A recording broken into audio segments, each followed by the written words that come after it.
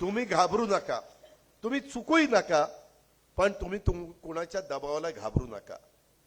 त्या संदर्भात आज पण आता बऱ्याच गोष्टी मी एक्साइजच्या सेक्रेटरीला पण आणलेलं आहे, काय काय करायचं ते येताना आमचं बोलणं झालं। मी इथं उतरलो 8 वाजता आणि मी योगेशजींच्या घरी गेलो आणि त्यांना सांगितलं की तुम्ही अधिकाऱ्यांच्या बरोबर बसून ही सगळी तयारी करा, म्हणजे मग मी मीटिंगला बसल्यावर माझाही वेळ वाचेल आणि आपले कामं पण लवकर होतील।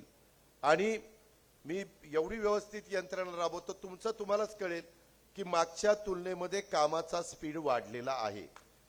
पण रस्ता नुसता मंजूर करून बिल जो काढेल ना त्याला नाही मातीत घातला तर बोला, मग तो रस्ता दाखवावा लागेल। पहिले फोटो ते एक्झिक्युटिव्ह इंजिनियर असेल, डेप्युटी इंजिनियर असेल, तसले लाड अजिबात होणार नाही।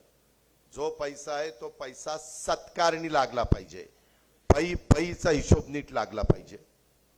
मी पण 5 पैसे कोणाचा मिंदा राहणार नाही, पण जो पैसा दिला जाईल, आता उद्या इथंही पैसे जे काही तुझ्या खुर्च्या बिरच्या तुटल्या, कुठं बळीराम तुटला म्हणत होता, तेही चांगल्या पद्धतीने आपण करू, पण ते केल्यानंतर टिकवण्याचं काम तर तुमचं आहे ना।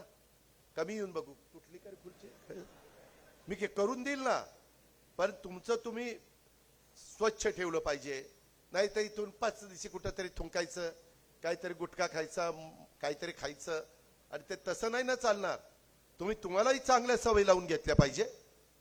कुठं बाहेर गेलं की काहीतरी फेक, मी तर मला शाल घातली ना, त्या ह्याच्या शाली असतात ना आमच्या पंढरपूरला टाकतात तशा,